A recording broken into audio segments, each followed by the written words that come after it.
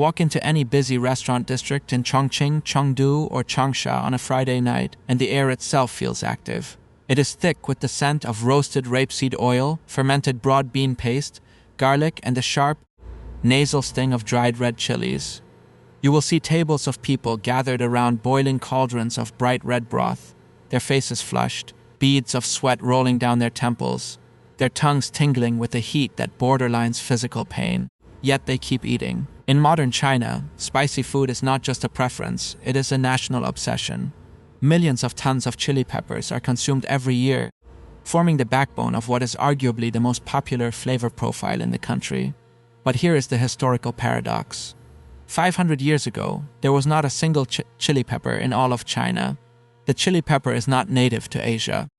It originated in the high valleys of Central and South America, where it had been cultivated for thousands of years before European explorers arrived. It was only after the Spanish and Portuguese began charting global trade routes in the late 15th and 16th centuries that the plant made its way across the oceans. When the chili pepper finally landed on the coasts of China during the late Ming Dynasty, around the 1570s, it did not receive a hero's welcome. In fact, the wealthy merchants and scholars of China's prosperous coastal provinces looked at the plant and decided it was completely useless for cooking. They grew it in pots as a decorative flower, naming it the foreign pepper. It would take a combination of extreme geographic isolation, imperial salt monopolies, ancient medical philosophy, and a massive wave of 20th century urbanization to turn this decorative American plant into China's greatest culinary addiction. To understand how this transformation happened, we have to look first at the coastal regions where the chili pepper originally arrived. The provinces of Zhejiang and Guangdong were wealthy, fertile, and deeply attached to their traditional cuisines, which emphasized the natural, subtle flavors of fresh seafood and seasonal vegetables. To these diners, the aggressive, burning heat of the chili pepper was considered unrefined, a crude distraction that ruined the balance of a dish. For decades, the chili pepper remained confined to gardens, appreciated only for its bright red color and white blossoms. But as they pulled inland, away from the wealthy coastal ports, and into the mountainous heart of the country, it encountered a completely different set of human conditions. The first place to systematically adopt the chili pepper into its diet was Guizhou, a landlocked, mountainous province in southwest China. Guizhou was historically one of the poorest regions in the country. Its soil was rocky, its climate was harsh, and it lacked one of the most critical elements for human survival. Salt. In imperial China, salt was not just a seasoning. It was a highly prized commodity. The state controlled the production and distribution of salt through a strict government monopoly, using it as a primary source of tax revenue. Because Guizhou had no natural salt wells or coastal access, every grain of salt had to be transported over steep, treacherous mountain passes on the backs of pack animals or human laborers. By the time it arrived in rural Guizhou villages, the price of salt was astronomically high. For the peasant farmers who made up the vast majority of the population, buying salt was a luxury they simply could not afford. The local people had a way to make their bland, monotonous diet of corn, sweet potatoes, and coarse grains palatable without salt. The chili pepper provided the perfect solution. It was incredibly resilient, thriving in poor, rocky soil where other crops failed. It required minimal care and produced abundant fruit. Most importantly, capsaicin, the chemical compound in chilies that causes the burning sensation, stimulated saliva production and triggered the taste buds in a way that mimicked the flavor-enhancing properties of salt. The people of Guizhou realized that if they mashed chilies into a paste and mixed it with their food, they could swallow their dry, tasteless meals. The chili pepper did not enter Chinese cuisine as an exotic delicacy. It entered as a survival tool for the impoverished. From Guizhou, the chili pepper spread to the neighboring provinces of Sichuan and Hunan, where it found a powerful ally: traditional Chinese medicine. For thousands of years, Chinese culture has viewed food and medicine as two sides of the same coin. The human body is seen as an ecosystem that must maintain a delicate balance between hot and cold, dry and damp. In the geography of southwest China, the dominant environmental challenge is dampness. Sichuan is a massive lowland basin surrounded by high mountains, which trap moisture, fog, and cloud cover. Hunan is similarly humid, filled with lakes and rivers. According to traditional medical theory, persistent environmental dampness can invade the body, settling in the joints and organs, leading to sluggishness, arthritis, digestive issues, and overall illness. To combat this internal dampness, the body must expel it through sweating. Before the arrival of the chili pepper, people in southwest China used native spices like ginger, garlic, and Sichuan peppercorns to stimulate circulation and induce sweat. But the chili pepper was vastly superior. It was hotter, cheaper, and more effective at raising the body's internal temperature. The medical practitioners of the region quickly classified the chili pepper as a warming ingredient that could expel dampness, clear the stomach, and restore the body's balance. Eating spicy food became a daily hygiene practice, a way to build a biological shield against the heavy, humid air of the southwest. As the chili pepper integrated into Sichuan, it merged with a local spice that would define the region's culinary identity: the Sichuan peppercorn, or huajiao. Huajiao is not a true pepper, but the seed husk of a type of prickly ash shrub native to China. It contains a compound called hydroxy-alpha-sanchul, which does not produce heat, but instead vibrates the nerve endings in the mouth at a frequency of about 50 Hz. This creates a distinct tingling numbness, similar to the sensation of placing the tip of your tongue against a low-voltage battery. When Sichuan cooks combined the numbing effect of the native peppercorn with the burning heat of the new American chili pepper, they created a sensory combination known as mala, or numbing spicy. This was a stroke of culinary genius.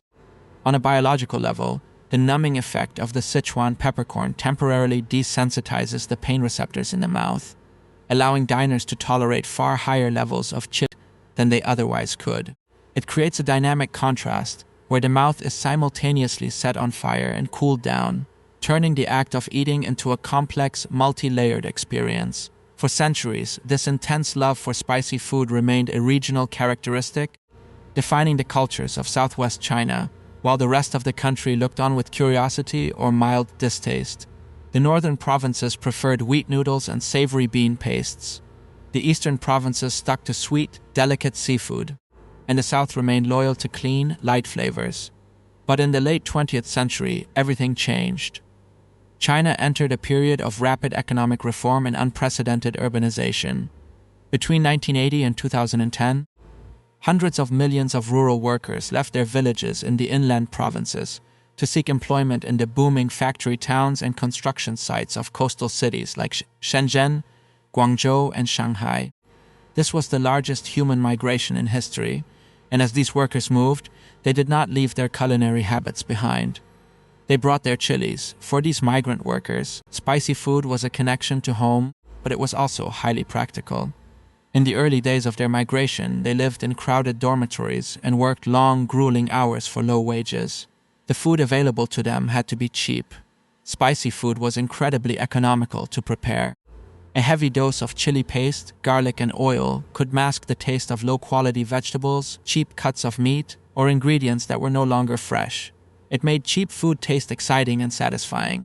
As the migrant communities grew in the coastal cities, small, family-run Sichuan and Hunan restaurants began popping up on every street corner. These eateries offered massive portions of flavorful, steaming food at a fraction of the cost of local Cantonese or Shanghainese dining. But then, a strange cultural shift occurred.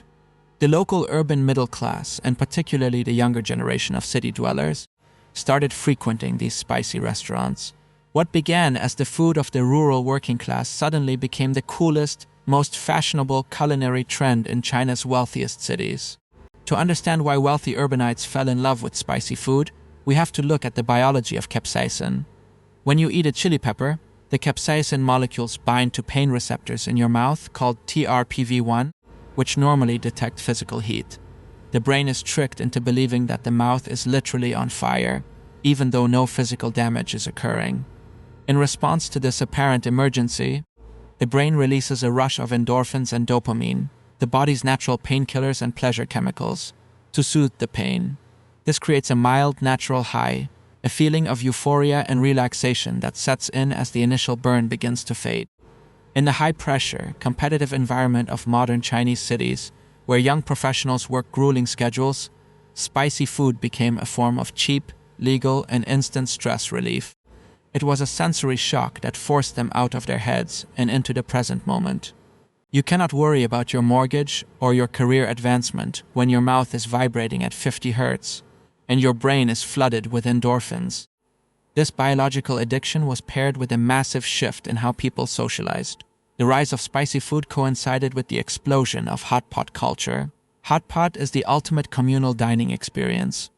A group of friends sits around a shared, boiling pot of spicy broth, cooking raw ingredients piece by piece, chatting, drinking beer, and sharing the physical ordeal of the heat. In a society transitioning from close-knit traditional communities to isolated, individualistic urban lifestyles, the shared sweat and laughter of a spicy hot pot meal provided a powerful sense of connection and intimacy. It was informal, democratic, and deeply social. Today, the dominance of spicy food in China is visible everywhere.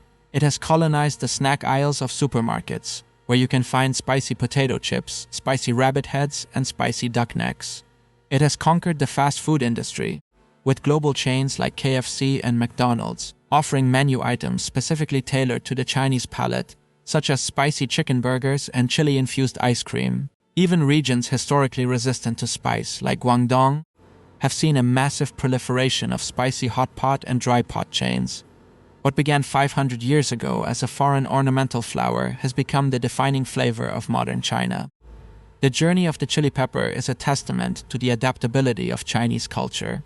It was embraced by the poor as a substitute for salt, championed by traditional doctors to battle the elements, combined with native spices to create entirely new sensory experiences, and finally carried by migrant workers to conquer the kitchens of the nation's wealthiest cities.